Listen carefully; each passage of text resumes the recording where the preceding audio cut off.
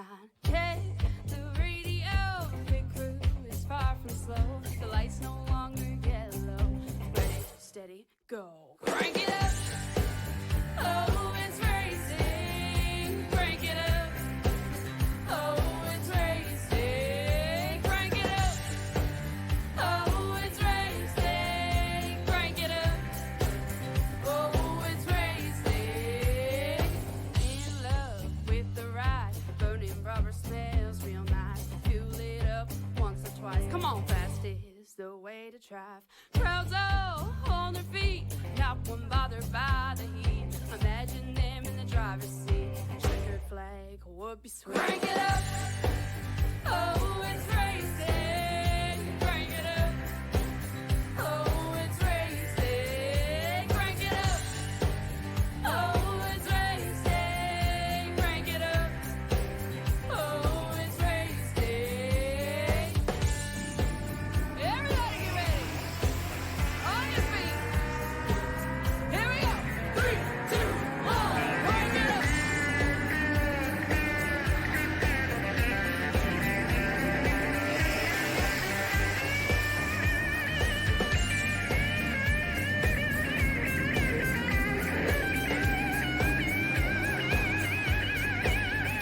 Crank it up. Oh, it's racing. Crank it up. Oh, it's racing. Crank it up. Oh, it's racing. Crank it up. Oh, it's racing. Crank it up. Oh, it's racing. Crank it up. Oh, it's racing. Crank it up. Oh, it's racing. Crank it up. Oh, it's racing. Crank it up. The following announcement has been paid for by the NPR. In a league known for close racing and exciting results, stand one team that is different. One team that has set the bar to average. That team is Mid-Pack Racing. When other teams win on the track, there is one team that wins in the after party. That team is NPR. So tune in Tuesdays, and watch NPR battle for their place on top of the bell curve. NPR, because 10th through 19th has a 1 in it too. NPR.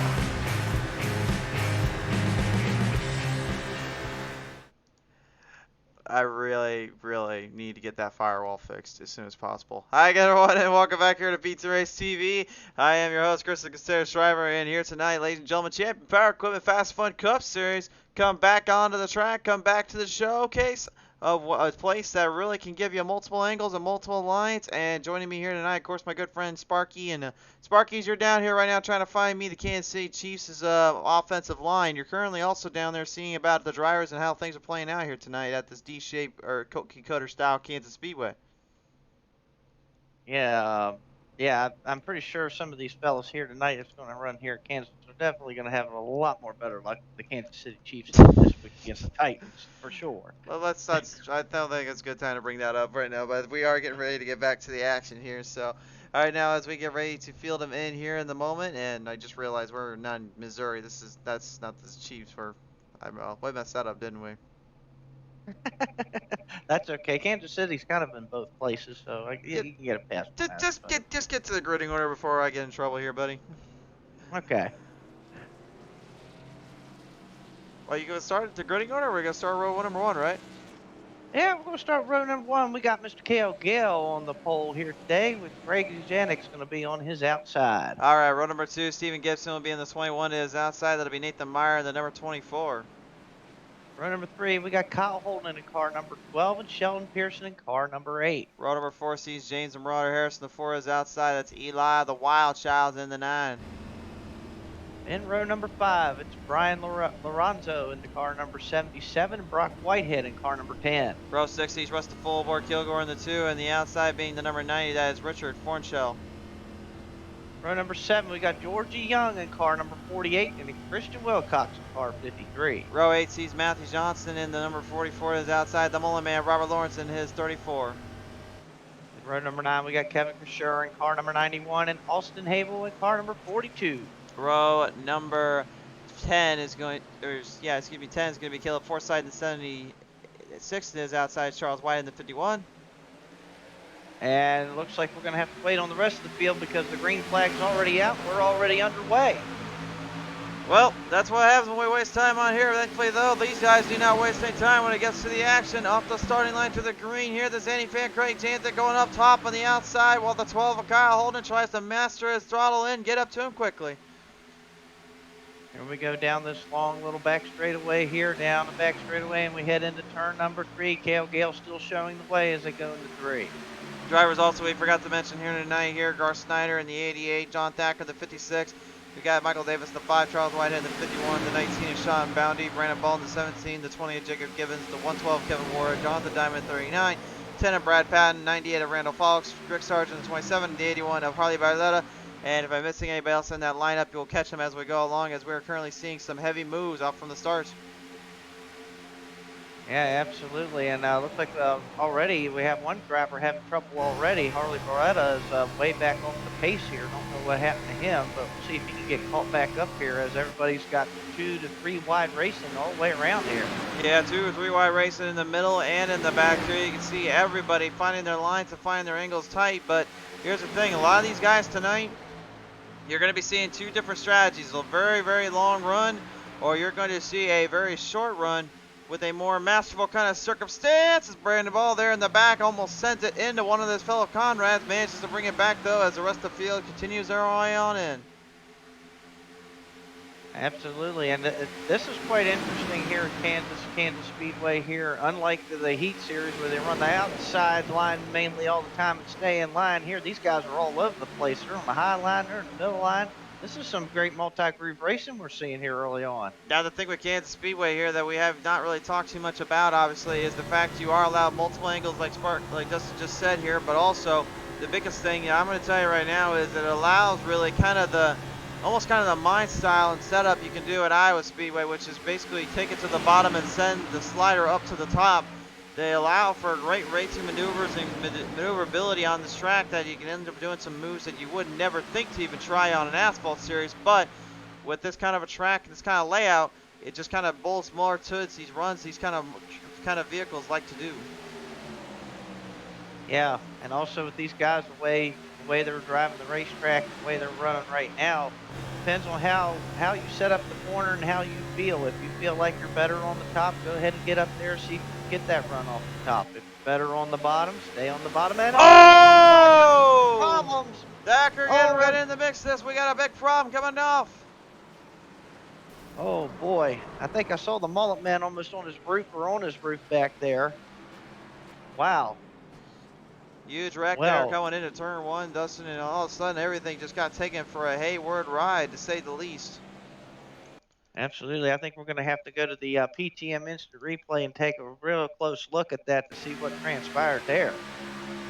I think a lot just kind of went down going to that corner. It looks like I have to say real quick it was the 2 of Russell Fulborg Kilgore. I knew it was a green car down there, and I know those NPR boys are already still playing tricks on us because they went through my Firefox again and destroyed my Mozilla once again, so I have to fix that firewall up. But here's what happened here. Unfortunately, the 2, just like earlier on, got kind of destroying up some stuff. He unfortunately took it 3 wide and got himself in a bad place.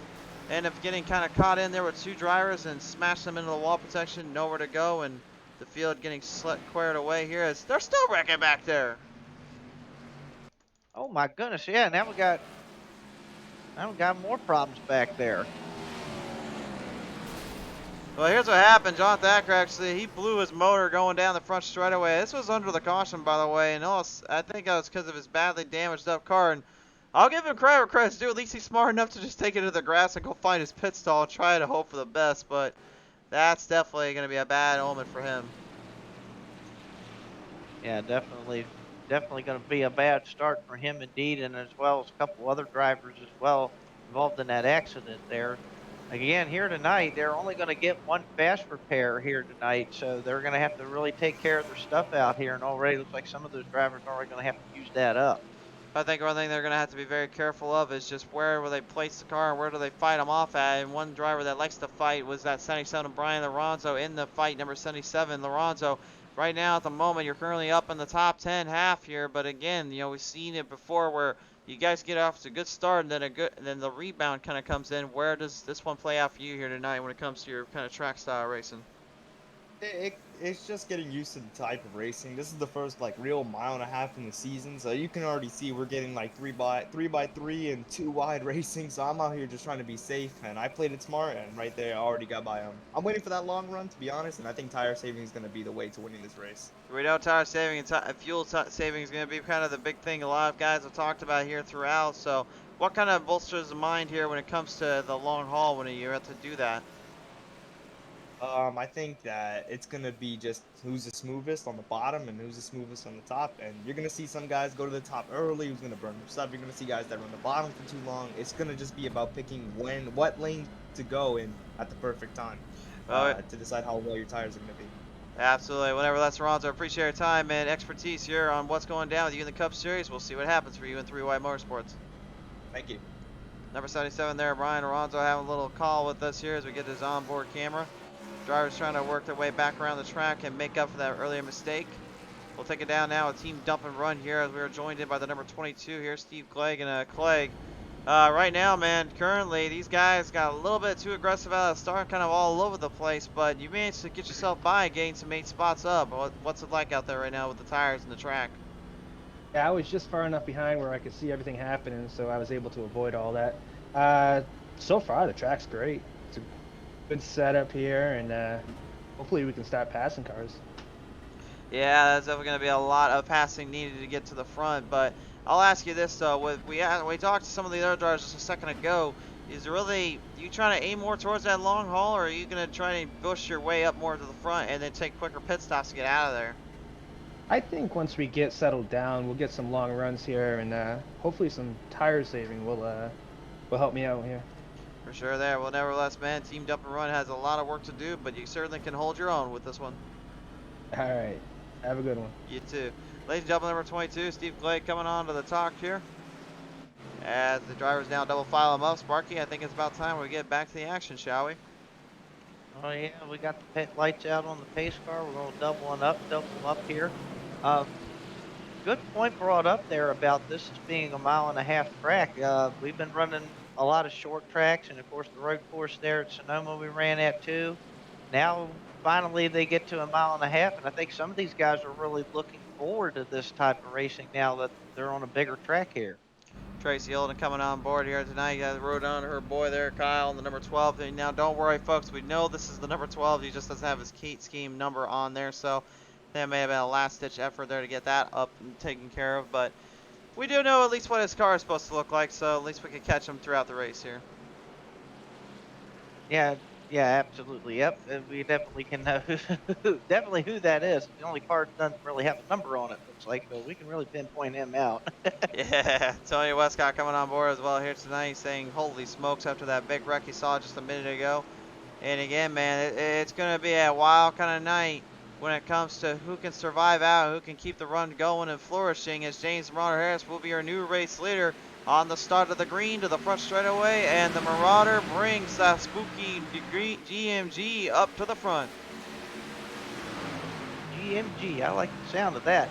As we head off into turn one here, Harris with the lead, Jazanik right there in second, Holden in third, Kale in fourth, and Fornshell in fifth as they head down the back straightaway. 3 wide salute off the back straightaway though, once again, then Fornshell this time is the one that intervenes it.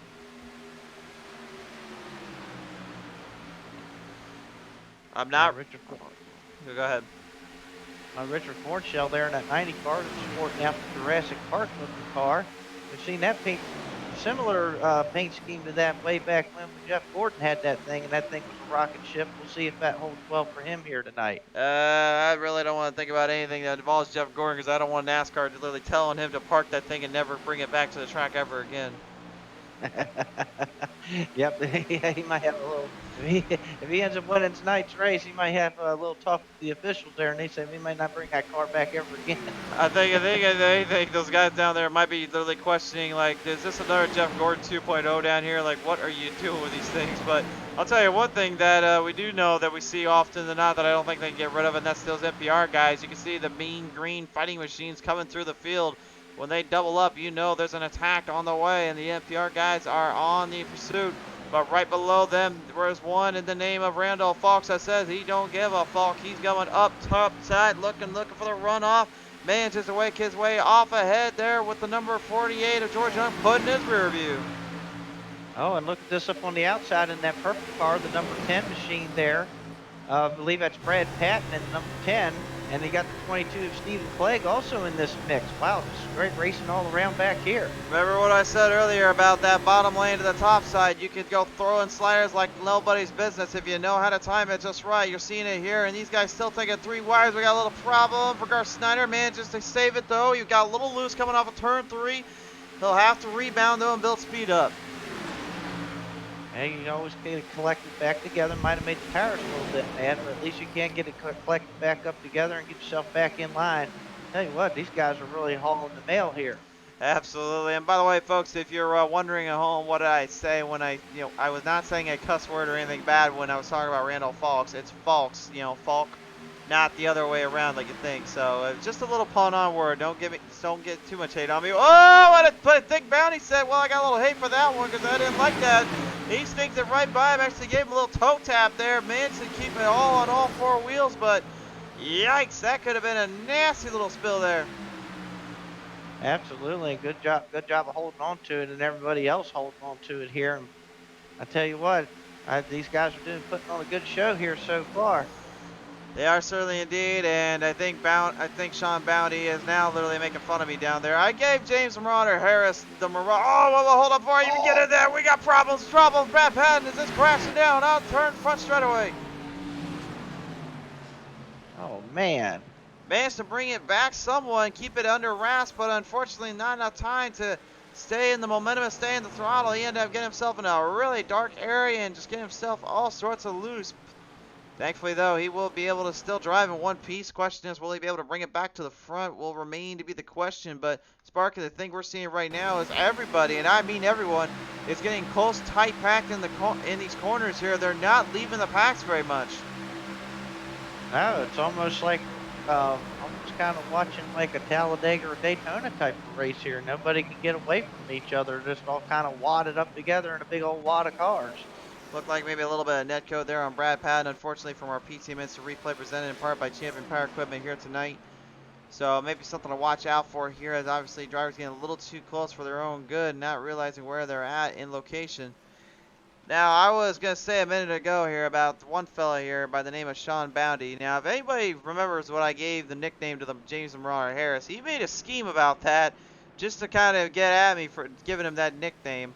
But of all things, I would not have expected Sean Bounty to bring out an actual bounty hunter car, considering I literally nicknamed him the Bounty Hunter. I didn't think he actually was going to do it. I guess I got to eat my own words here, Sparky. I guess you do. Yeah, I guess you do have to eat your own words on that.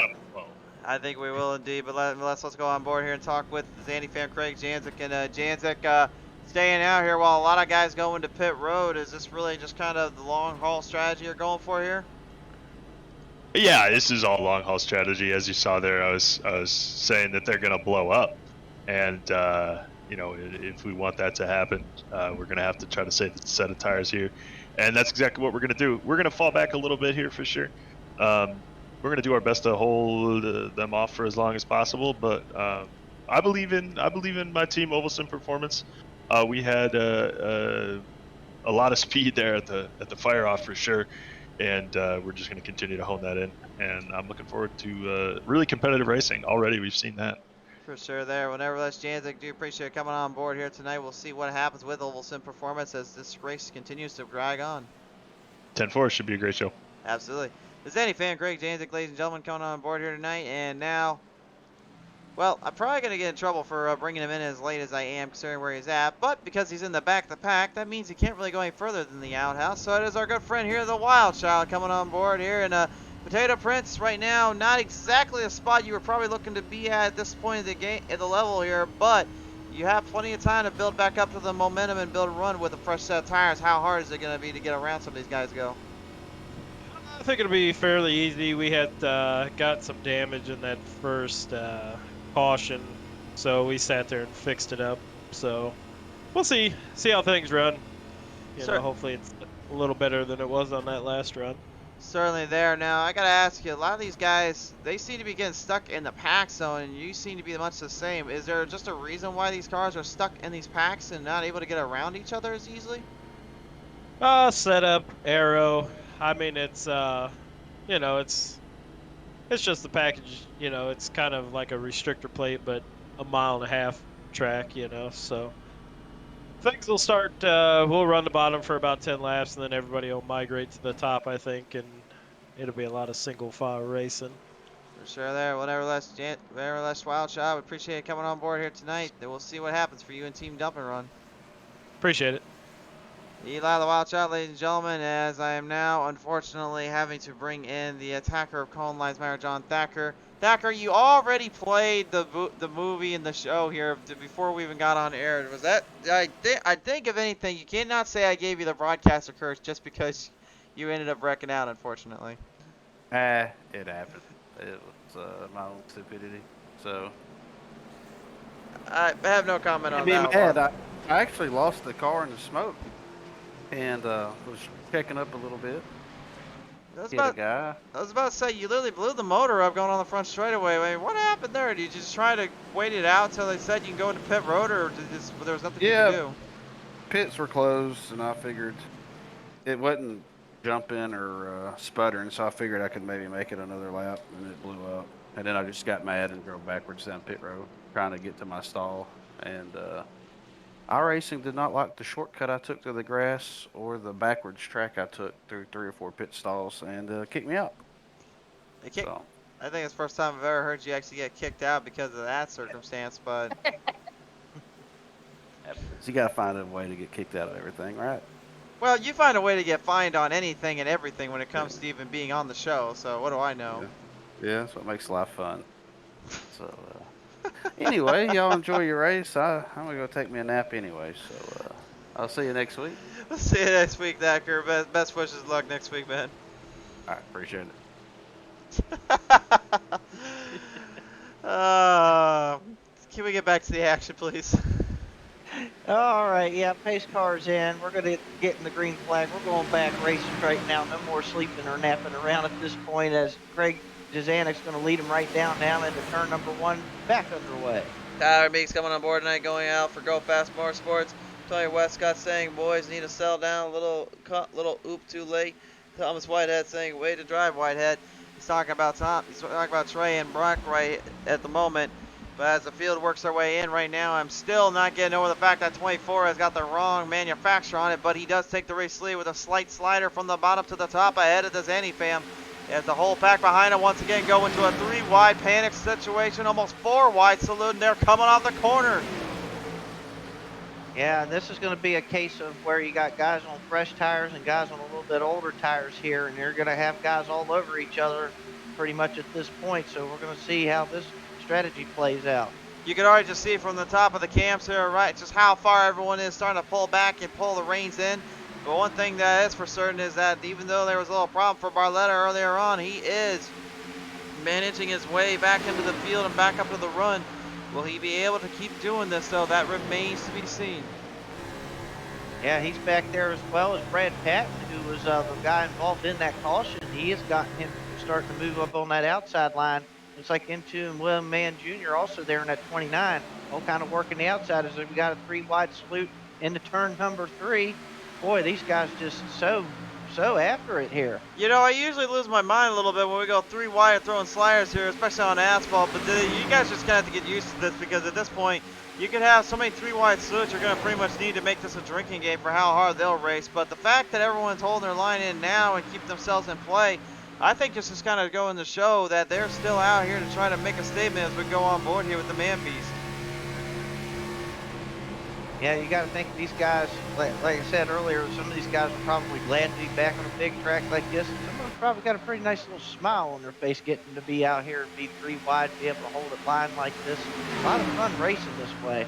It's not fun racing this kind of way, but also you saw earlier that if you race it a little too hard, it ends up getting you more into trouble than it's really worth. So, I mean, is really the bigger track really going to actually be a smart thing for these guys to stop being so aggressive? Because we saw on the short tracks wise they were aggressive, but when they were calmed down, they calmed down. So I don't know how they really feel about trying to make this one work on a track like this now. I guess you say since it is like a bigger track, some guys kind of feel like they're getting a little extra Halloween candy, and then if you eat too much candy, you end up getting sick. Yeah, that's why. That's why you just got to have moderation here. It is good to take it 3 wide here and get it real racy like this and stuff. But at times also you use your stuff up like that, you burn up your tires that way, racing as hard as you are, and then you start losing more time to the leaders up front. Well, right now your leader just up front is Cale Gale in that number 83 as the Marauder James Harris tries to hunt him back down, and the Champion Power Equipment 98 of Randall Falk trying to intervene and showcase that he can get it done here for his Champion Power Equipment teammates in the Blackstone Management Racing Team. But at the moment, like Stanzik said earlier on, he'll fall back a little bit. He'll have to give up time and give these guys a fair shake of things because he is on a much burned up set of tires compared to everyone else's, as we got problems down there for the full bore Kilgore, number 2, and Charles Whitehead both involved in a wreck there coming off of the back straightaway. Yep, I just caught the end of that. I just caught Whitehead spinning around back there, so we'll have to check it out on the instant replay here, Aaron, and see what caused this caution here. Got a camera back there, taking a look at it, and this might be a little bit interesting for you folks, but you saw earlier on folks that were driving up hard and getting a little crazy. This time, it wasn't because of a 3-wide salute that got anyone in trouble. It was actually Kilgore just overdrove it a little too hard off of turn number 2, and old Charles Whitehead just kind of got a little bashed out there from the number 2, and sadly could not get escaping the fate that was ahead. Yeah, and you kind of get into that kind of lull sense. This is a nice racetrack here at Kansas. You can kind of, hold it almost wide open around here. You got different lanes to run, and you kind of get put in that false sense there that you can keep it straight. And then all of a sudden you come off of turn number 2 or turn number 4, and that rear end steps out just a little bit, and then around you go. And around we bring it back to, of course, onto the chat list now. He is the Man Beast, and he joins us in. And William Mann Jr., there's ever a track that I think you wanted a little more redemption on. It's probably this one tonight, isn't it? Yeah, I got a little chip on my shoulder from last season. I shot myself in the foot. I should have saved sooner. I feel like we have a rocket tonight, man. I started the back of the pack, and first caution, I'm up in 10th. So I feel like we got something to work with. It's just try not to tear up the fenders and burn off tires and see what we can do at the end. For sure there, but I got to ask you, man, with the way these cautions have been pulling out and been going around, do you think maybe this is going to be more based on just hoping for a little miracle and a prayer to keep up with the speed and position? Well, starting in the back and get up to the front, I feel like I got the speed. If we just get some green flags going, I'd like to see where people's setups start failing and falling apart and where I can make it last. For sure there. Well, nevertheless, William Mann Jr. got a lot of work down there, but plenty of time to be had. Best of luck, sir. Appreciate you, bud. The Man Beast, William Mann Jr. coming on board here to talk with us for just a brief minute. We'll take it down now and talk with one of our NPR guys since Thacker decided to rear himself in here a little earlier on. We'll go ahead and talk with his other friend and Caleb Forsythe here. Number 76 driver there of the NPR crew joins us in now. And Caleb, may not have been the best night so far for NPR, but you're still one of the last bit of guys out here still fighting it out with the crew. Yeah, it looks like it's just me and George left. Everybody else is, looks like everybody else has been sent to the house.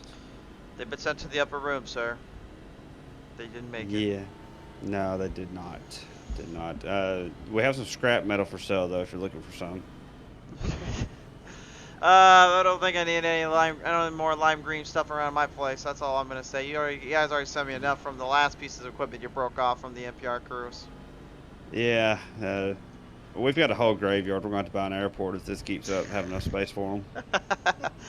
That's about right. Well, nevertheless, there's still a little bit of time left to play out and figure this one out here. Forsythe, best wishes of luck, sir. Thank you, sir. Oh, man, that's just like I said before. I'll say it again. Those guys are a reality show waiting to happen. Absolutely.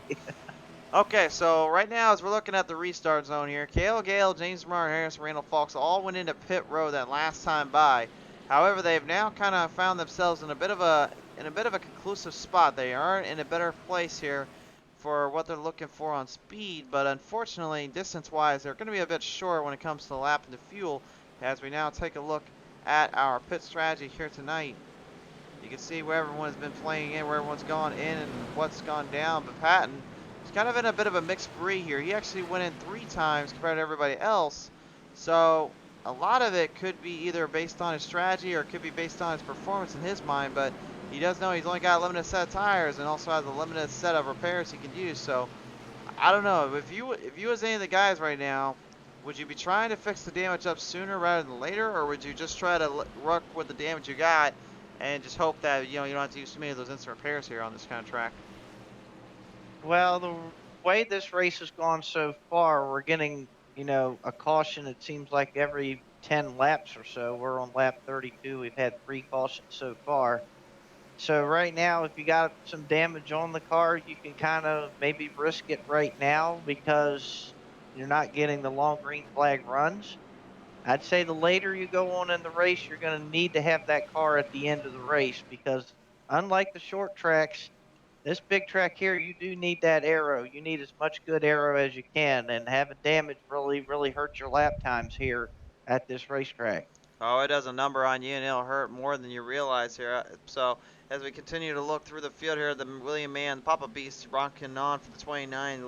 Tyler Plus saying goes Annie Man, as well as saying there must have been some wind con in the back of the car. And then he must have thought that we needed to give a moment of silence for MPR's hopes and dreams tonight.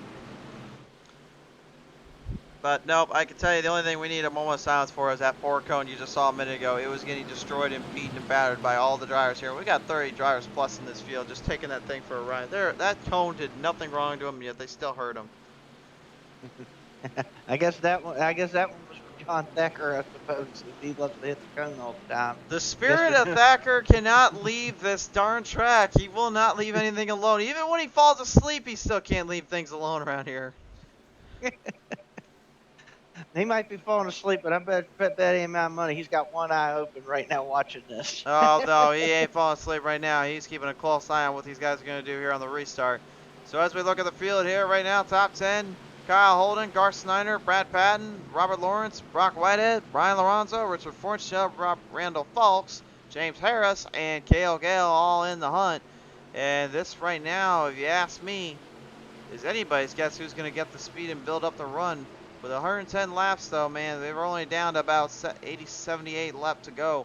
They need to start figuring this one out quickly, or they better start really finding a way to get out of the shallow realm, because this is where things get a little harder, faster around here. It's the green flag. We get back to the action. Right, Gale will leave him right down, and he more than let him right down. He got a heck of a jump on the start. As he takes off down into turn 1, Randall Fox is going to fall right in there into second place. James Harris in third. Randall Fox right now currently moving the chains up to Cale Gale once again. It will be the Blackstone management teams working together here while you see the Marauder. He sends it down low. That can only mean one thing. He says, let's see where this one goes. Looking to maybe form the crossover state. Oh, but Cale Gale kind of blocked him down there just a brief minute. Fox backs off, lets him through. He'll get him a clear opening, a clear gap possession.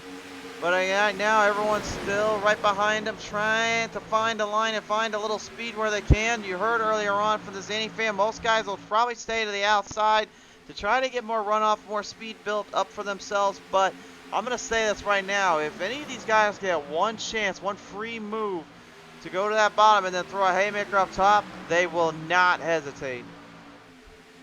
Absolutely, yeah, definitely do the kind of like what you do on dirt there a little bit of a slide job or a little slider there. And like you said earlier, they can definitely do that. That is possible here. That they can drop down to the bottom, get a heck of a run, and just slide right up in front of the car on the outside. Taking a look right on the onboard camera here with Michael Davis. You get a good look at just how much speed he's building around as the Wild Child, Eli Childs, the number 9 champion power equipment, spooky designed up machine. Continues to fight him out here. The Mullen Man, Robert Lawrence, going to be kind of a thorn, though, on both sides here because he kind of has to defend his line while also trying to hold off anyone else that comes near him. Definitely kind of Definitely kind of like the Halloween spirit we got on out there. I kind of really like that paint scheme on that 9-car tonight, celebrating some Halloween this week. We've already got some breast cancer awareness out on the schemes here tonight, or we've got some Halloween styles up here. Now, if anybody knows me all too well, you know one thing is for sure, that Halloween is my absolute favorite time of the year, and it's my favorite holiday of the year for a multitude of reasons. But the main thing is just because it allows you to get creative without really being even looked at as weird or just kind of out of place. Like, to me, this is like the time of the year you can get out of place. You can let things just be free. Let your creativity go wild without having to be all holly jolly and all that. At least I don't have to put a Nightmare Before Christmas on these parts. I'm surprised that somebody does not have a Nightmare Before Christmas car out here. I'm really surprised by that. But anyway, like you said, yeah, it's nice to kind of spice it up a little bit. Whoa, whoa, whoa, whoa, whoa! Into the end care he goes, into the infield goes Michael Davis. He opens up an little lawn care service, but manages to bring it back to the ramp and back to the track. But oh my, he almost got completely sent for the absolute mess of a ride there. But that is going to slow him down badly as the rest of the field now marching to the back of the front. Does any fam in the number 40. Coming up quickly to the 9 here of Eli the Wild Child. So Caleb Forsythe bashing the wall up there. I don't know if he's trying to think he can wall ride like you do back on NASCAR Heat, but it doesn't work here, sir. No, it doesn't. You get in the wall here, and it definitely will bend in the fenders. It'll bend in the side of the car, so I would not recommend that. I wouldn't recommend doing it anyway. I mean, why would you try to do that in a video game? This isn't a video game. This is sim racing, man. You literally are in a virtual world having to actually fight it out with the best drivers out there. Oh, absolutely, yeah. You don't want to give an inch, but you don't want to give anything away either. And boy, you get in that wall, it can really mess some things up and really mess you up for the long haul. Ain't that the truth here right now? Steven Tyler Plus. Whoa, what do you got? Oh, Michael Davis got into somebody back there. That's Kevin Warren, the 112. He's crashing on the front straightaway already. Still no caution, though, for that. No caution. No caution yet. They're not going to call it, but the Marauder, James Harris, and Randall Fox are going to call something else. They're going to go back between each other. It's another crossover slider from the bottom to the top. But Fox was not able to bring it back up there. Harris kept his speed at bay and kept it on the run edge so he doesn't let him pass so easily. They can't be staying there staying side by side too long, because that'll bring everybody else right back into the hunt here. You got to be kind of careful here not to be too much side by side, because it will slow both cars down and allow everybody else to catch up. Steven Tiredplat's coming on board saying, I hear Chris needs some lemonade. Yeah, I need more than just a little bit of lemonade. I think I might need a whole little buzz and a couple little Kansas City dogs down here. But Robert Dudley also coming on board saying, what's up? And rooting off for Cale Gaylor at the moment, I presume, as we got a caution. Oh, there we got a huge caution. We got problems. Caleb Forsythe, the NPR guys are just getting destroyed here tonight. Yeah, him and Nathan Meyer look like they got together back there. You think Forsythe was channeling the inner Thacker and said, like, he's saying the same thing I've been saying, and why is he driving a 24 on a Ford? You know what? There might be some truth to that. The good news is there's no dyno scheme on that 24, but unfortunately here for Meyer, he gets caught up in a bad spot here as the 8 of Sheldon Pearson getting kind of caught in the crossfire of it. And looks like the 82 of Brock Whitehead sadly also got found into the battle zone, the war zone, what do the kids call it these days? War zone, the battlefield, or something like that. Battlefield, war zone, some kind of Call of Duty nonsense going on. Yeah, it's the way of our society. But hey, I mean, we're still having fun with this one. While the drivers all get cleaned up and fixed up around here, folks, we're gonna cut to a quick commercial break. But when we come back, there's still more action to be had and plenty to talk about. We'll see what happens later as we get more into this race here at Kansas. Tonight's race, ladies and gentlemen, has been presented and brought to you in part by the good friends over at Champion Power Equipment. If you guys need the right tools for the right job, the power generators to be, that is what Champion Power Equipment. All the tools and all the success you need in one place at the right time on their website, championpowerequipment.com. Be sure to check out their social media platforms, also at Facebook, Twitter, and Instagram. So right at the moment here, as we get ready to bring our drivers somewhat back to a little less reckless abandon, I think it'll be time to bring in one of our other guys here from Rusty Motorsports here, ladies and gentlemen. We had asked for him to call it earlier. We will bring him in now. Kyle Holden joins us in the booth here. And Kyle, You're starting 5 back spots down from where you're at earlier, but the fact you're still in the top 10 means you're rolling yourself up pretty well considering all the madness here tonight.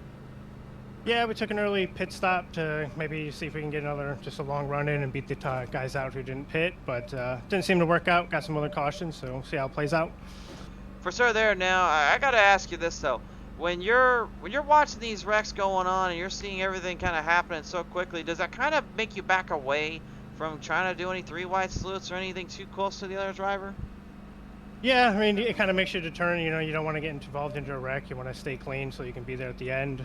So I'm sure a lot of guys are a little reserved right now, just kind of holding it back until the end and see what happens. For sure there. Well, nevertheless, we will certainly see what happens when you bring it to the end here, but we do appreciate you coming on board here tonight, sir. All right, thank you, guys. Number 12 here, Kyle Holden coming on board to talk with us. We'll head it down here now and have a little listen in with the Highline Racing crew as we now bring to you the 88 of Garth Snyder onto the line. Garth, it's been a while since we've heard from you, sir, but nevertheless, you still seem to be doing yourself a good number chuck racing out here. Yeah, we're hanging in there. We're doing all right tonight. Kind of surprising. Sir, there. Well, I gotta ask you, we're up 18 spots at the moment. Really, why is it that you're able to hang in there as well as you are? Is it just because of strategy, or is it just a little luck in your mind? Not sure. Just got a decent setup, and running the high line really seems to work for us, and it's been going good. Stayed out of a couple wrecks, and really that's about it. Yeah, that's about it indeed, but nevertheless, my friend, it is working okay. We'll see if it ends up being your night here with the Highline Racing. All right, thank you, sir. The Garth Snyder there, ladies and gentlemen, number 88, having a little listen in. All right, I believe Sean Bounty might actually be free to talk with for a minute, so we're going to go ahead and grab him as well, because I got to ask him something. Sean, you got a copy, sir? Hello there. Oh, hello there, sir. You seem to be rocking a little bit of a Rebels unit there on that on your car, on not only on your car, but also what you're wearing right now in the suit. Yeah, it's a little Easter egg. Gave me the nickname, it stuck. Fair enough, but I'm going to ask this real quick. Why did you go with the nickname Bounty Hunter when I was just on the car when I gave you that pretty much all this time? I didn't think you actually were going to make that seriously then. I'm a big Star Wars fan. It was amusing. I do have a fascination with bounty hunters anyway, so it's kind of cool.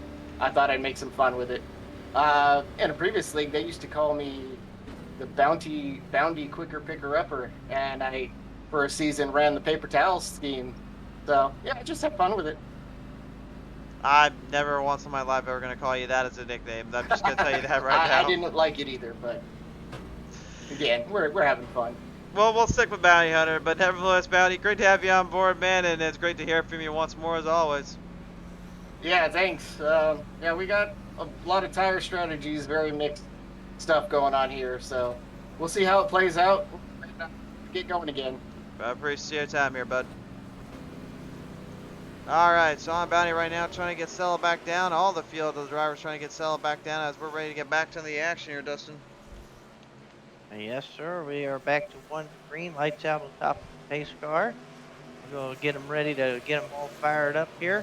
Again, another 10-lap run, and we had another caution, so we'll see what happens here. See if we can try to get a long green flag run here going. As we set them on down here, green flag is in the air. Cale Gale's going to lead it down. We're back on the way of Kansas. You know, it's kind of funny. They talked earlier about just how tough it is to run on the short tracks and how it was to even get a real good run in on line there. But here tonight, man, these guys extremely aggressive, extremely hard on everything and piece of equipment. But, I mean, eventually they're going to have to back off a little bit and calm down so that way they can have a little bit more of a chance and a fair shake of things. As you got two of the absolutely hard chargers of the night now battling for that second spot to get to the first place spot as Randall Falks, the number 98 up 31, Brad Patton up 31. Yes, I'm not kidding you either. 31 spots they started back and 31, 32 respectfully. And they are the ultimate hard chargers of the night without a doubt. Yeah, and that's interesting about Brad Patton. Remember earlier we saw him get out of control on the front straightaway earlier on and went all the way to the back. So he's come to the back twice now and has got himself in really good position now in that third spot. It just goes to show you that no matter where you're at in placement, where you're doing out here, you can still put up a decent fight and a good run if the car will allow it to, and you can get it figured out as you go along with it. Yeah, absolutely. If you have a good piece, you have a good car, it'll show. You can get yourself up through the field and get back up there, and you have a good enough car with the way these guys have their cars set up and everything. If you have a good enough car, you can get yourself back up there. You just got to take patience and time and just know when to pick your spots. I don't think I got to tell anything else to Danny fan Greg Zanzik for that one. You saw earlier Ronnie went into pit road at pretty much his opportunistic time he felt, and now he's making the most of it here as he continues to move the chains and move his way back up to the top half. He was really back at about 28th position from about 2 cautions ago, using a little bit of that luck and a little bit of that smart strategy he's always been accustomed to on the track. He really works it in. Well, the 19 Sean Bounty finds himself in a bit of a pickle. He's in the middle of a 3-wide salute, and Caleb Forsythe, well, give credit where credit's due. He's not done yet with this one. No, he's not. He's still trying to get the NPR guys something to at least cheer about here tonight after Kilgore and Thacker both have been out of the race tonight. At least he's trying to give those green cars somewhat of a shot here, and he's putting on a good show here. Wow, look at that 3-5. There's the mullet man. Look at the mullet man take off. Well, taking off here. Everyone else trying to pack in and fight back away through the field. Richard Fortshell ramming into the wall and giving himself a lot of trouble there. Garth Snyder going up high, digs it in deep and tries to see if he can get it to stick, but it does not work too well with Kevin Kersher kind of intervening.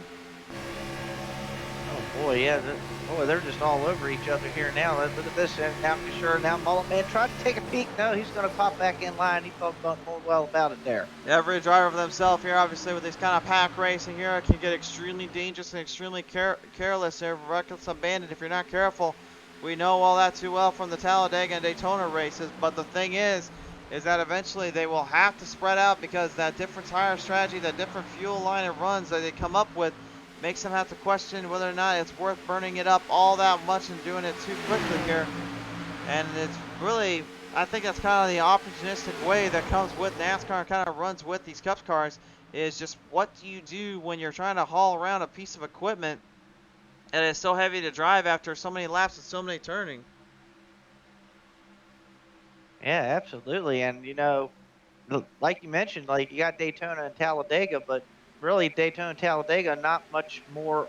I mean, tires do wear there, but they don't wear as badly as they do here on a 1.5-mile track like this here in Kansas. So you really do still got to take care of your tires and things here much more than you would at Daytona and Talladega, and that's what makes this kind of racing a little bit more unique. Yeah, man. Right now, I'm kind of looking at how, you know, we talked about it earlier. We're seeing that we're going to go for the slides. We're going to go for those kind of big moves when you can get them. And, you know, we have got the big moves, but as of late now, these guys are starting to settle down slightly here. And I'm going to say that with a grain of salt because they're still literally as close together as anything. But I'm not seeing a whole lot of just kind of rashing and bashing and kind of slapshackle affair maneuvers here. Not saying that's a bad thing. I think we have a lot of fun, but one thing we do know is that you still have to be very cautious and careful when you're taking care of these equipments, because again, these cars can be very destroyed and very easily broken if you're not careful. Yeah, absolutely. And you definitely have to kind of trust your spotter here. And look like these guys now getting into a groove here. We're just past the halfway point now. These guys are starting to get a little bit of groove, trying to get things figured out here. They're giving each other plenty of room now. I'm noticing too, the 2x2 back here. Definitely giving themselves a lot more room here so they're not over top of each other. And that's going to, you know, allow for them to get spread out and get people running better on the longer runs. And, oh, we got problems in the back straightaway. Oh, 20 cars. It's in there. Oh, my. George Young got tagged there from the 20, but yeah, give credit due to Young. He managed to just take that like a champ and got out of that one pretty quickly. Nicely done there, but I'm not really sure what Givens is going to really be thinking about that one. He should have backed off a little bit more, but at the time of the moment, you don't even really think about that. All you think about is just drive in quick and keep back with the pack so you can stay in there. Yeah, and a good job by those drivers of holding on there. We didn't have too much more problems in that. They were able to get it straight and keep it going, and we're going to stay on the green just a little bit longer. On board here with the man beast William Mann Jr. He's moving the chains up about 18 spots back up from starting back in 27th here tonight. But again, you know, unless your name is Randall Falks or Brad Patton, I don't think you're beating them out on that hard charger award unless you can get ahead of him. But Harley Barletta, I don't know where the heck he came from, but he just threw the slider of the century at Kale. Yeah, where did Barletta come from? All of a sudden, he has got himself up into the lead in that number 81 machine. Wow, that he just came out of nowhere. We haven't really focused too much on him tonight, but there he is up and now taking the lead now. Got me all choked up. I didn't even expect him to come in that quick. All of a sudden, he ended up taking the race lead. He's up 22. He's your new leader, but yeah, for Kale Gale, I gotta be thinking to myself, where the heck did he come from? Well, here's the thing. It looks like, based on pit strategy, it looks like Barletta pitted not too long ago, so he does have a little bit more fresher tires on that car. So that may be the difference now at this point, because Cale Gale and the rest of them have been out on them tires for quite some time now. And if you're wondering what Sparky's talking about here, here's a look at that pit strategy there. Actually, right now, Gale and Falks, you can see actually a 42-lap ordeal. Same for Patton on how long they've been staying out, but look at how many laps Barletta's had. He's been out for only 10 laps in total, which means, yeah, like you just said there, Dustin, he's got a fresh set. He's up 22. He just really gunned it on everybody else, and those that are way behind in the field are now trying to catch right back up with them. Caleb Forsythe being one of them here, and if I'm Kale again and Randall Fox, my first thought is this next this pit road strategy, when we get to it, we got to get in and get out quickly, or we're going to lose this one. Yeah, definitely, especially if we don't get another caution at this point, which, not to jinx anything, but this is starting to look like we're going to start getting a little bit of a long green run here at this point, unless something really drastic happens. I mean, these guys are starting to get really spread out here, and really the runs are starting to get a little bit more spread out, and those guys with the fresher tires are coming towards the front, and those guys on the older tires are just trying to hang on. Caleb Forsythe being one of them as well here at the NPR 76, despite his troubles, despite his problems, because he's been out there with a little less tire on that car. He's actually not even burned up too much and actually has a lot more give than he can take. That's actually building him up more to the front, and now you can see as he makes his way to the bottom, here comes another crossover there to the 10 of Brad Patton. Dives it in deep and just lets her stick, going up top. Slider initiated and engaged for the top end. Right, it's good to... Again, he's really being the flagship driver for those NPR guys tonight. This would be a heck of a run if he can get up in this top 5 and make a challenge up here. This would be a really good shot in the arm for that team. Speaking of making a challenge, I'm going to say something right now that might be a little controversial, but I think everyone from 18th back, which means Christian Wilcox and everyone back there, I think right now they are not necessarily driving slower. They're actually just trying to watch themselves and manipulate the cars to be able to form a longer run. Which again, there's a difference between being slower and just being smart. Smart is when you're trying to basically do what I just said there, which is you're trying to save tires, you're not trying to turn in too much anymore. You're trying to make sure that the car is more planted to the ground. There's less room for error. And that's exactly what it seems like they're doing here. But again, I could be very wrong, or they could just be way back in the pack due to all the madness of having to fight it out with one another. But to me, it doesn't look like they're giving as much power or speed as I've heard earlier on from these guys.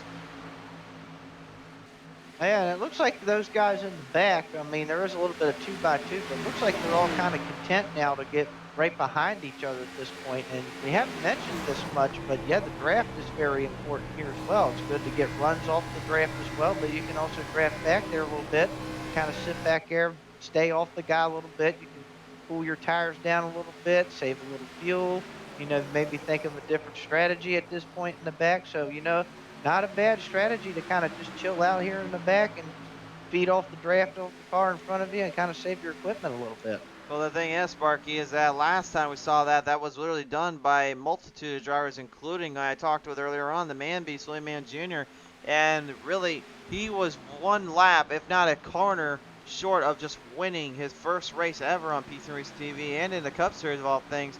And he has not forgotten about that, as you heard from his voice earlier. He felt like he did shoot himself in the foot, but at the same time, I feel more than anything, he just did not realize what he did until it was too little too late. And that night it would go to John Thacker, pulling off not only his second win of his career, but maybe the most important, because ever since then, he was able to then build up the NPR team and the crew. and and those guys have actually really gotten better as a group and as a member since they kind of came together. Yeah, absolutely. And and that's the thing too. You come back with these same cars. You come back to a track that you've been at before, and you kind of a learning experience. Like you said, William Mann Jr. said he might have shot himself in the foot last time. Well, he learned from that experience. Now he's like, okay, maybe I have to save tires a little bit more.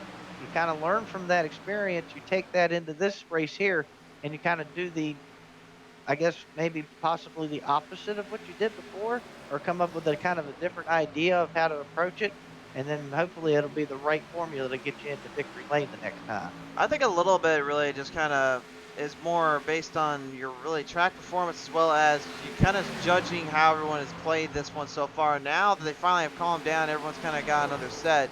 I have to have a feeling that somewhere down there was talking to the drivers and said point blank, guys, you got to calm down already. We're trying to get these miles. We are not trying to drive like we're on a short track anymore because you guys we can't seem to be able to keep those under wraps. So we want to try to get these mile and a halves looking really good too. And even then, it's just they keep forgetting the rule number one of racing, which is if you're going to do something crazy, you best make sure you're ready to pay for the consequences, whether or not you wreck your whole car or you get yourself wrecked. That's the only way you can look at it. Yeah, absolutely. Yeah, definitely. It's kind of that thing about give or take. How much more do you give? How much more do you take at that point? It all depends on the driver and what they're thinking and what their strategy is, and whether or not when do you hit that green light and the give and take thing goes out the window at that point. Steve McDowell coming on board here tonight saying, hey guys, how you doing tonight? Hope everyone is doing great. Well, I appreciate coming on board here to McDonald. I'm doing great. I know Dustin down here has joined himself, even though he's kind of lost his mind a few too many times here already. That's okay. Once in a while, I kind of lose my mind, but I always end up finding it some way somehow. It's trick or treat night. Come Baker's night here in my hometown here in about 4 days. So hopefully the kids will enjoy that. But right now we're getting a treat of our own right here as the field now having to settle back down to go to pit road here at the 40 Atlantic, nearly taking Kyle Holden now as he slams the brakes. Could say man slammed him just to try to get that thing to take a set, but Gale, and Randall Fox all go in. So now this is where really, if that base strategy line comes into play, if you can stay out of trouble and stay in a good rhythm, this will give you an opportunity to really make it big here. Yeah, yeah, and at this point, those cars that are pitting now, they were over 50, 55 to 60 laps on their tire, 55 laps on their tires at this point, and they were out there for 50 some laps. So it was time for them to come in. Now, these guys that are staying out right now, what they're hoping for is now hoping for a caution, because then that would trap all those guys a lap down, and then they don't have to worry about them at the end of the race. What them other guys that just pitted now are hoping that this whole thing cycles through, that these other guys have to pit eventually. And when they get back on the track, since they have the fresher tires for the moment, they'll gain so much time. They'll be ahead of all these guys that are staying out. Well, the biggest thing right now that we're really kind of forgetting to mention is the folks that were running in the packs there, they can use that draft line to actually give themselves still enough speed to kind of hang in balance with the line in the runoff and actually still save fuel up. Because you remember, the less you are hitting the gas pedal and the more you're giving the engine and transmission time to breathe, the more room you actually have to spare fuel inside the cylinders and not use up too much of them as you continue to fire them off. So, as we saw earlier with Auto Club Speedway about a season and a half ago, these guys actually were using that strategy, and those that usually were up in the back or the mid-pack, if you will, they found a way to actually outsmart the guys that were faster than them. And even then, the guys that are faster, they're like, we really had no idea that they were doing as well as they did. We really should have thought about that a little more, but that just shows you that it doesn't matter whether or not you're the fastest, the baddest out here. Eventually, sooner or later, if you find yourself in a predicament, you just like, well, we didn't think about it until it was already too little, too late. Yeah, absolutely. Yeah, there's always strategy going around, and it just depends on where you are. If you're up front, you want to try to, stay up front as much as you can. But if you're running like mid-pack or somewhere toward the back of the field, and maybe you don't have quite the fastest car, your car's not quite handling as good, then yeah, play a little strategy card here. Try to save fuel. Take 2 tires instead of 4. Try something different. Do what the leaders don't do. You know, sometimes it'll end up working out for you if you play your cards right. Now, just a heads up here, Harley Barletta, it may be up 22 spots tonight, and currently the second hard charge of the night so far with Sean Bounty coming up second. We're coming up with the top spot here at the moment, anyway. But if you're looking at the pit strategy here, once again, we're going to take a look at our fuel run. And this right here is not going to be the most exciting thing that Barletta, Lawrence, and Forsyth are going to be thinking about. They're going to be about 15 or 10 laps short, even if they start to stay out there for the longest haul and the longest run. Because if you look at what Falks and them did earlier, they were running on about 42 laps of fuel and fumes.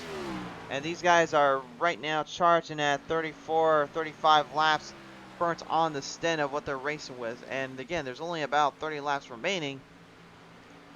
So unless they had extremely good long run strategy put into place, they're going to be short a little bit. And they're going to have to really measure out what they're going to do here on that pit stop, because that's the only saving grace they got. That, or they're gonna, like I said a little bit ago, they're gonna have to hope for a caution at this point. They're gonna have to hope for a late race caution, and there it is. Oh, There's a caution right now. oh my.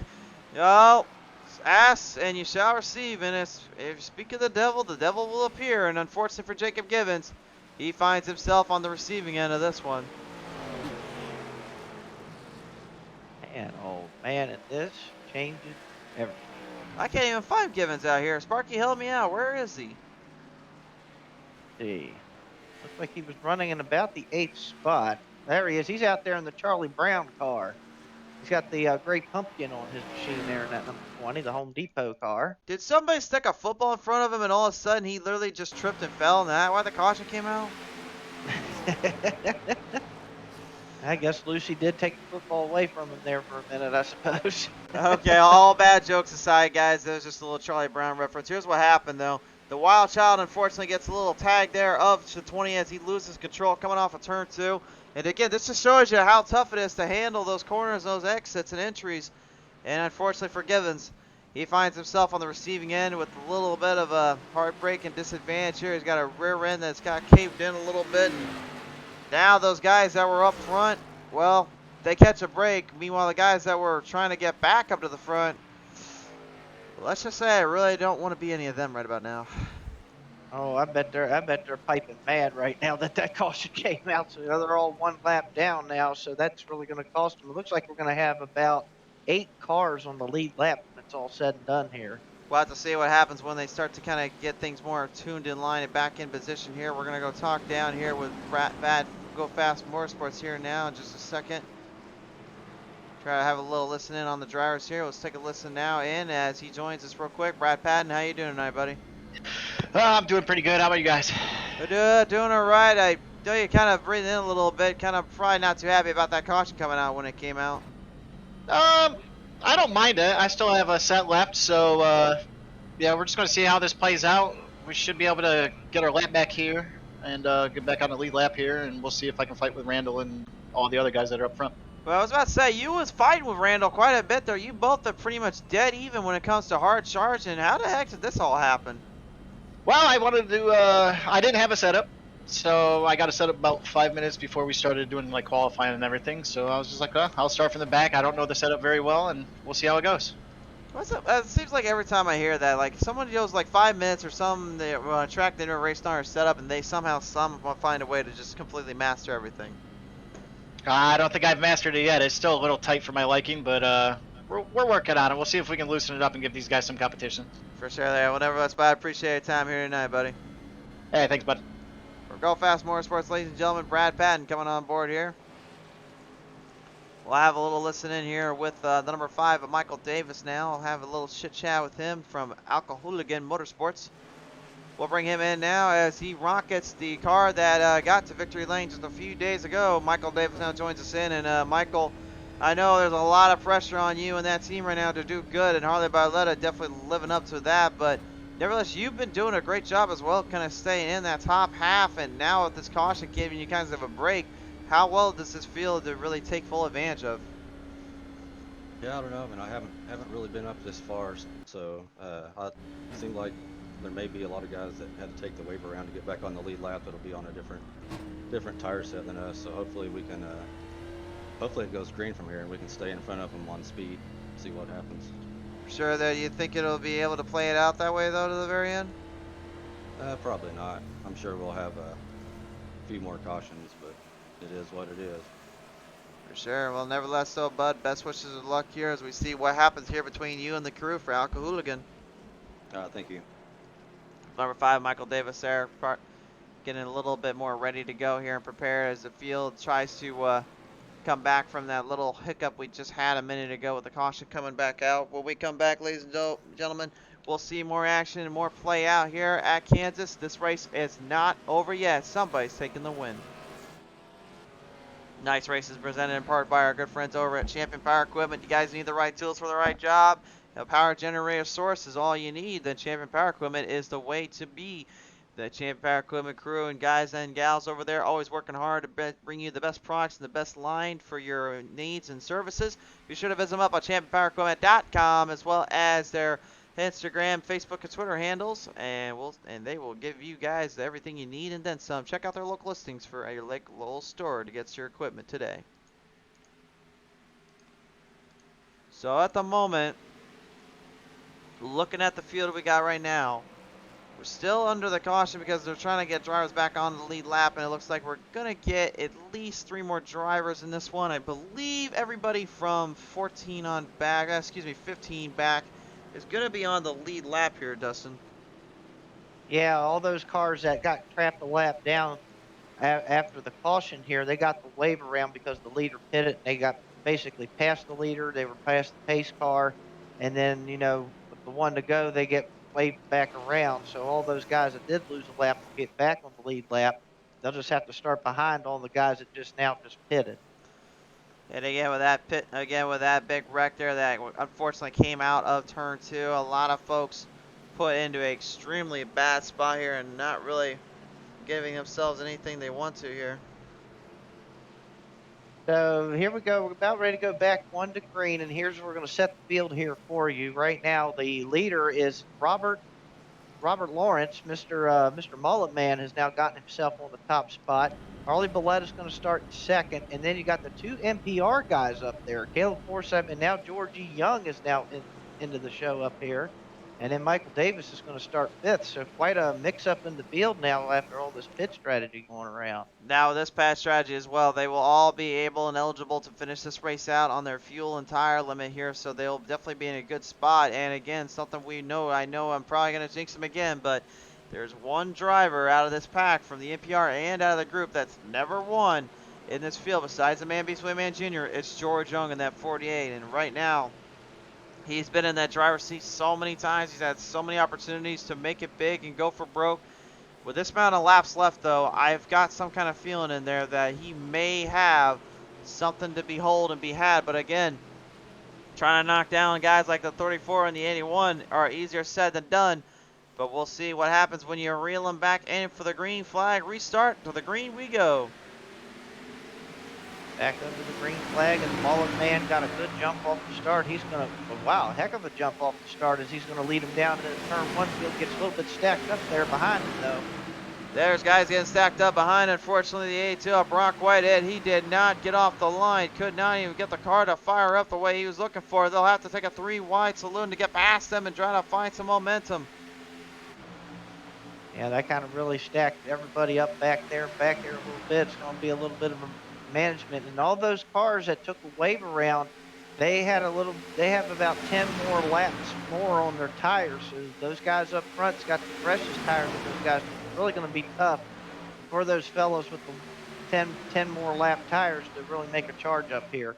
Nathan Meyer, the number 24, I'm trying to put the Valvoline machine up into the pace zone. We're going to go to the yellow, though. We got a problem down here. We got a problem coming off. I'm trying to... Looked like it was off turn 2. I seen the 40 car of Greg DeJana get up in the wall a little bit. Can't say for certain there, but there is a little bit of damage on the right side. Looks like he may have a problem down there. We'll take a look at the P2 instant replay. And honestly, this is 2 days in a row that Zantic has had some bad luck or some bad problems here on the track. This is kind of surprising to me because Zantic usually doesn't have that kind of situation circumstances pop up, but this may be a different situation here. Here's what happened though. The 91 Kevin Kursur, he just drove it a little too hard, ended up catching the apron, and the 40 of Janzik got sent for a ride onto the outside wall. Yeah, definitely the apron really not your friend here.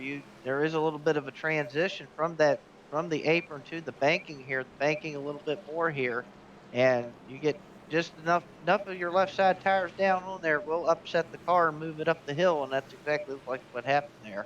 It definitely did indeed. Let's go ahead and have a listen in here with the number 20 from Alco Hooligan Motorsports. Ladies and gentlemen, give it up for Jacob Givens here in the 20. And Jacob, this has been probably one of the weirder races and the more wild races we've seen you a part of. End up having yourself into a bit of a problem zone coming off of turn 2. What happened down there? I just got in the wall.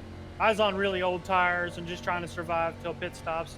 Got in the wall a little bit, got loose, slid down in front of Eli, and then he jacked me up a little bit because he had fresh tires, obviously. And I was just trying to catch it. I got into him. I felt really bad about that. Kind of ruined his race. So with all that unfortunately playing out for him and you kind of getting a bit of a break here, did you go into pit road and get cleaned up and get ready to fire back up with a fresh set? Yeah, I actually already used my fast repair, and it didn't seem like it took off very good this time, so I think I do have some damage. We'll just try to survive and see what happens. For sure. Well, appreciate your time here tonight, Givens. Thanks, sir. Jacob Givens, ladies and gentlemen, from Alco Hooligan Motorsports here, taking a little listen in, trying to give us a brief insight of what's going on down there, and maybe a little bit more so. We'll have now a little listen in here from that number 90 of Richard Fornshell in the Jurassic Park machine. And Fornshell, good to have you back on board here tonight as you rock a scheme that has a little bit of a thing or two when it comes to being fast and paced out here, although that usually has a 24 on its side. Yeah, you know, it's a clever girl, that's for sure. Dustin, can you think of a question? I can't think of anything after that comment. Sorry, I was kind of waiting to use that one. I figured it was coming. So basically out here tonight, how you feeling about your chances right now that it's this late in the run? Do you think you could get back up there and get back in there and mess it up with these guys a little bit? I think I should be able to make it up here a little ways. I feel like I've got a pretty decently strong short run car, and we got 20 laps here, so and I know I've at the start I've been really good on the bottom, and then I felt like even towards the end of that long run, I felt like I was ripping the top pretty good. I felt like I was greening across most of the field. For sure there. Well, nevertheless here, Richard, I know your little clever girl action down here. We'll see if that old 90 Jurassic Park has a little bit left to say here at the end of this one. Thanks, y'all. Take care. You too, bud. Remind me never to bring in any driver that has a movie reference tie-in, because I swear they're going to use it on us. Well, I noticed one thing we haven't brought in tonight is a wrestling reference, so we managed to avoid that. I have no comment to you on that one. Anyway, race fans, we're getting ready to get back to the action here as we are having to the final 19 laps here. This is looking to be a fast and all-out fast-paced situation. Harley Barletta and Robert Lawrence are definitely the ones to watch out for in this spot. The Blaster Master trying to give himself a little bit more leeway and take down another Kodak machine. Meanwhile, Nathan Meyer trying to showcase that he's got maybe a little damage up on that 24, but it's still rocking and rolling to the very end. And George Young and Caleb Forsythe, really the last two remaining drivers of their whole team. They're trying to maybe do the unthinkable. One of them pull it into victory lane. No NPR driver has pulled it into victory lane ever since the team was formed and created. They've always been kind of stuck in the mid-pack, no pun intended. Yeah, this is like I said, this is going to be a good shot in the arm if these guys could at least even just to finish up here tonight. It's just a statement by those guys that that they have something going on here and they're having a good run here tonight. Hopefully it'll carry on to the next race forward. As we are about ready to go back to green flag racing here. Green flag is back out in the air and we are back underway. Jesse Barwell coming on board to rock on the OnlyFans. Mullen Man, Robert Lawrence on the start, gun the game. We're back to the action here at Kansas. Coming off of turn number 2, Robert Lawrence is going to still hold on the lead. 3 wide salute back there. Kyle Holden sticking at 3 in the middle.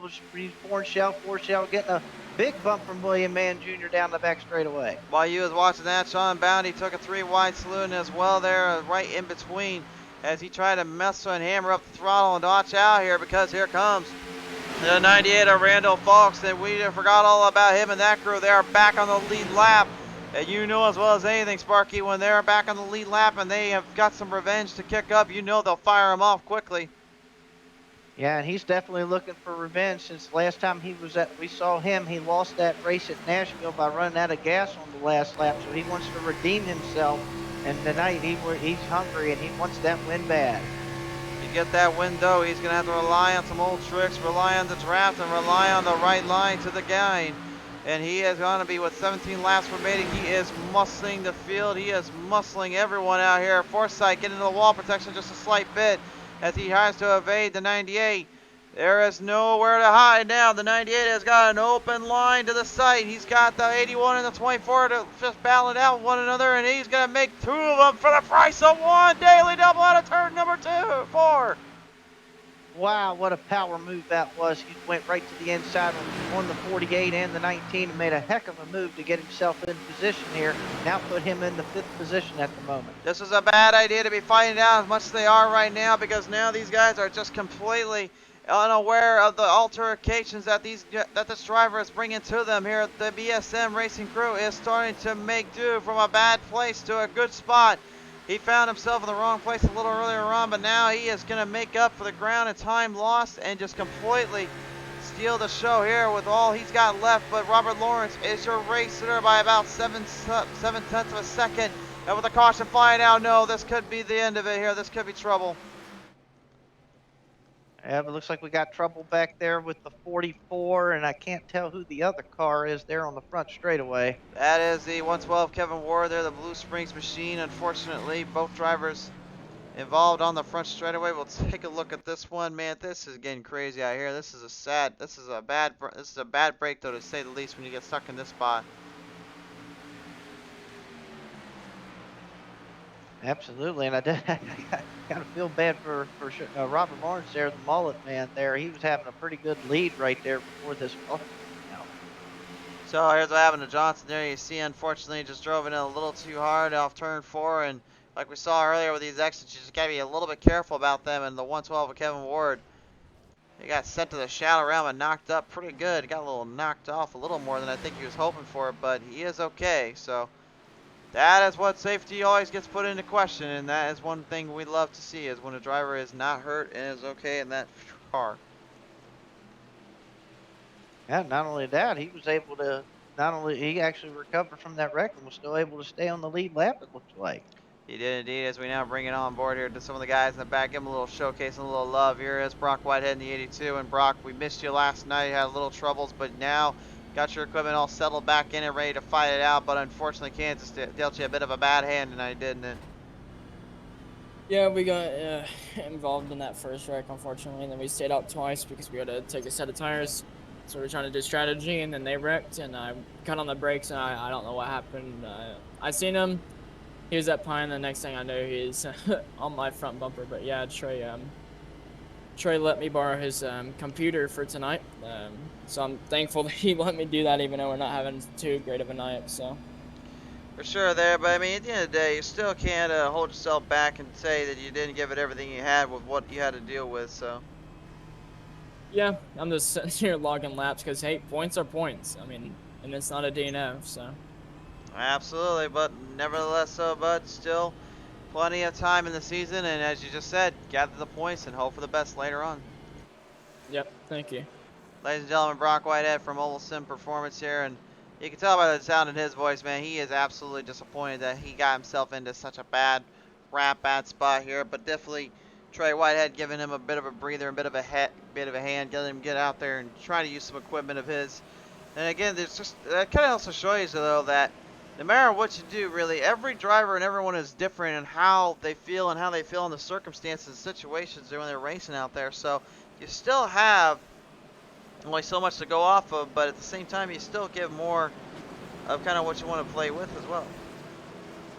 Yeah, and I like his attitude where he's just going to go out there logging laps. I mean, right now he's sitting out there. He's about 5 laps down currently. You know, he's not in contention to win at this point. But just go out there, log some laps. Maybe you could figure out a way to make your car better, or figure out what you can do for the next time you can come here. Log those laps, and of course, those points. Points always matter.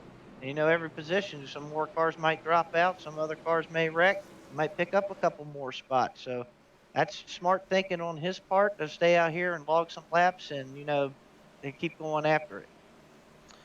We will see what all comes down to the wire, comes down to the end here. There is plenty to be had and still a whole lot of hard racing to play in. But again, if you're a driver that is looking at the overall circumstance and situation here, there is one thing that keeps coming back and forth into this play is who has a fresh set of tires to work with, who can use the momentum they need to build off the run to the very end. Because again, we saw just a minute ago what Randall Fox did.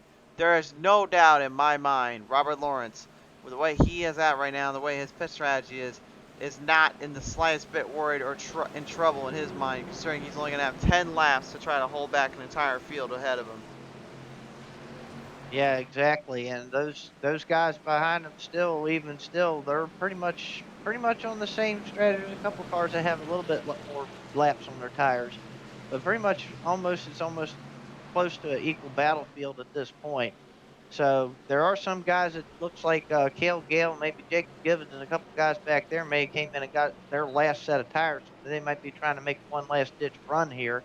And we heard Brad Patton earlier. He pitted on the last caution, I believe, got his last set on, and he's running made it all the way up to 12th. So maybe he can pick up a couple more spots. But pretty much, I think these front guys right now, they got what they got at this point, and they're just gonna give it all they have and just see how it pans out. That's all I can really do. That's all I can ask for here, race fans. And again, if you're new to the show and you never joined us here on P3 Race TV, first off, thank you so much. We hope that you like and follow us up here on our Facebook Live end, as well as our social media platforms, Twitter and Instagram. But if you want to watch any of our races, front, pass to the back, and the half, all our races on P3 Race TV go straight to YouTube following the live broadcast. And sometimes we even do some live broadcasting on YouTube exclusively there. So if you do want to see all the action and never miss a beat, just like and subscribe down there as well. As we bring the green flag back on out, it is time to crown a winner possibly and really end this wild, chaotic night of racing. Indeed, and we're down to 10 to go at this point. 10 laps left in the race, and here comes Nathan Meyer. He got a good run down the back straightaway on Lawrence. They go side by side into turn 3. This is his last chance in his mind. He knows he's got nothing left here with the damage on that left side to hold off Randall Fox. If he didn't get ahead now, it was going to be too little too late. Bounty going up top just a little bit, trying to draft further the Mullen man. Everybody else pushing the throttle a little too hard. Harley Barletta going to be one of them here, unfortunately, and Forsyth's night is over. It's done. Oh, man, oh, man. Oh, my goodness. This was a wild moment there. That's not good at all. This is Jonathan Diamond, even the 39. He got bashed in, and what a tough break there for him. He was being pretty clean and pretty conservative all day long, and now he finds himself in the worst spot he did not need to get into. Yeah, that is a shame for him too, because he was on the same strategy as Brad Patton was in that 10 car, so he had fresher tires than some of these guys, and it looked like he was going to try to make a run to the end here, but unfortunately got collected up in that mess over there. A couple of guys got collected in. Mainly the worst of the bunch was definitely the 76 of Caleb Forsyth, as well as the 39 of Jonathan Diamond. Man, that was just a hard lick. I hate seeing a driver go through that, especially considering where they had to come from and where they had to fight back into just to even get to this point. And all of a sudden, just see it go completely to waste. And here's what happened here.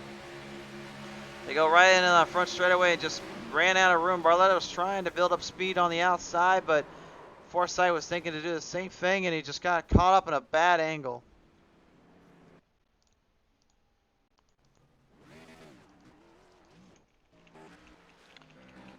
So now the drivers that were in that mess are going to have to decipher one question. Do they go in and get cleaned up, or do they try and hope for the absolute best?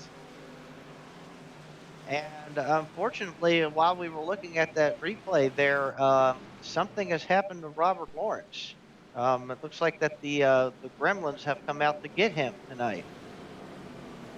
Yeah, I am not seeing the Mullet Man anywhere near here right now. I think he may be. I think he's gone. I think the car is done. And Wow. that is not good if you're Nathan Meyer, because he was really maybe your last hope to keeping Falks off you, because we know what Falks will do on this restart. Oh my goodness, yeah, that changes everything. Wow, what a tough break for Lawrence, leading the race, and then he fell back to secondary right before the caution come out, and then all of a sudden he's gone. And now this really does set up something now with that 98. He's going to be starting on that outside of the 24, and I think Mr. Meyer's going to have the restart of his life here when we get back to green. If you're Nathan Meyer right now, I think there's only two thoughts at the play.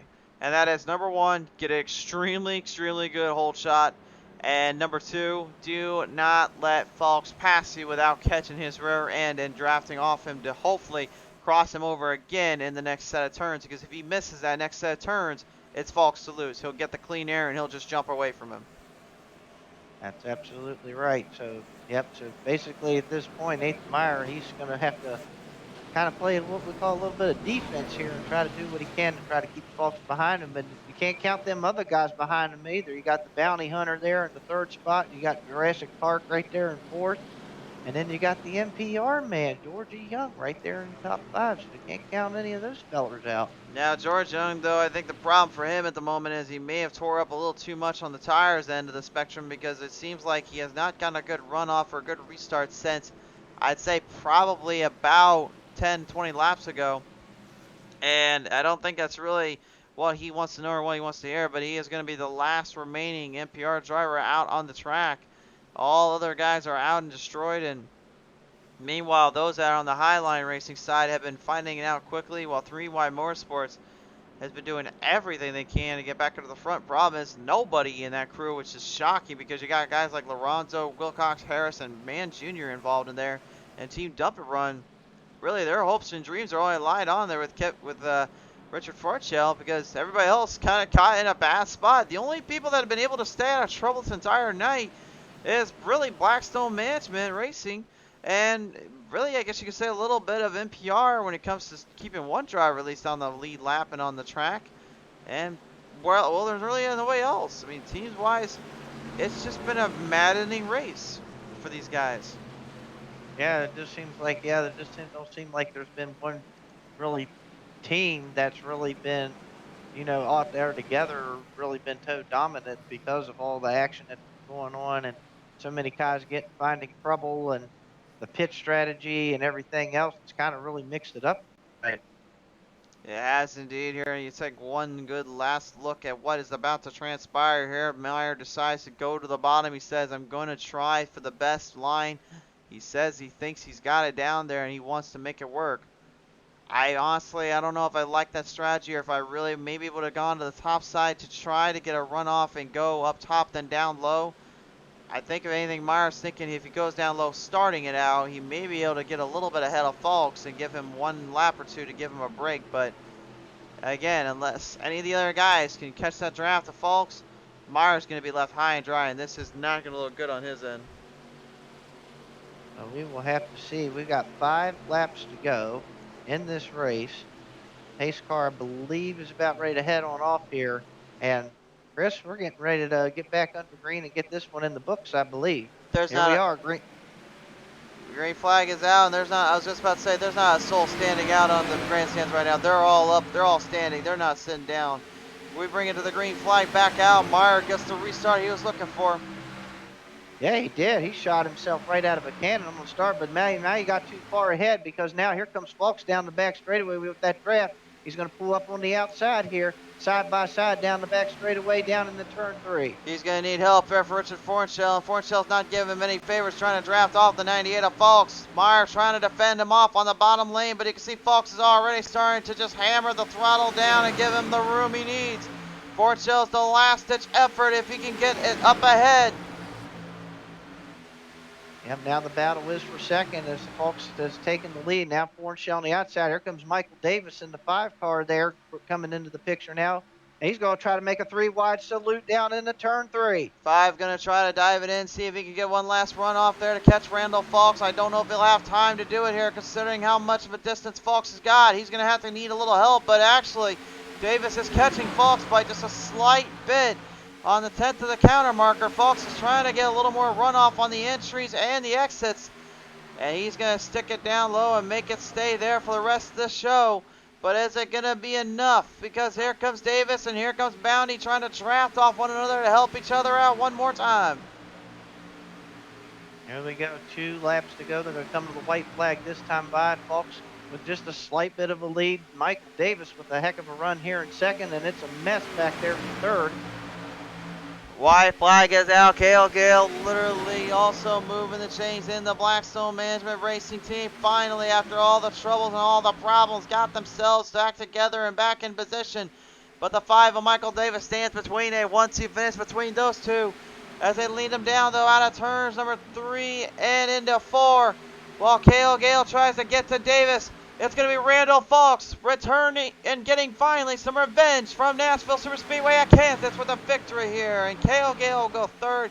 Davis just barely holds him off by about 600 of a second as the field comes to a dead rest. Yes, redemption personified for Mr. Falks this time. He does bring it on home. Good win for him here tonight. Good job by him. And good job by Michael Davis there at the end to hold off Cale Gale for second. Good job. A lot of hard work was put into this and a lot of moments really put down on the track. Randall Falks finally gets himself a race win here on Pizza Racing TV and may have been a bigger one here because Grant Infigure, I know he's watching on somewhere around here, just keeping a close eye on him, making sure that he took care of his ride tonight. Yeah, I don't believe there's even one little scratch on that car tonight. That car looks really clean, and he drove it very well there at the end. Needed to do what he had to do. Had that run on Meyer there. Brings it home into victory lane. Final results popping up on your screen. Randall Falks wins this. Second goes to Michael Davis. Third to Cale Gale. Fourth to Richard Fornshell. Fifth to Nathan Meyer. Sixth to Sean Bounty. Seventh to George Young. Eighth to Brad Patton. Ninth to Stephen Gibson. 10th to Rick Sargent. Sparky, you know what to do. Yeah, right. 11th spot was Brian Lozano. 12th was William the Man Jr. there. The Wild Child ended up 13th tonight. Garth Snyder 14th. James Harris 15th. Jonathan Diamond brought home in 16th. 17th Christian Wilcox. 18th was Kyle Holden. 19th was Matthew Johnson. And Jake Gibbons will round out our top 20. Top 20, rest of the field being centered on your screen here as our good friend, the 98, decides to kick it up a little notch or two and bowl some burnouts here at Kansas.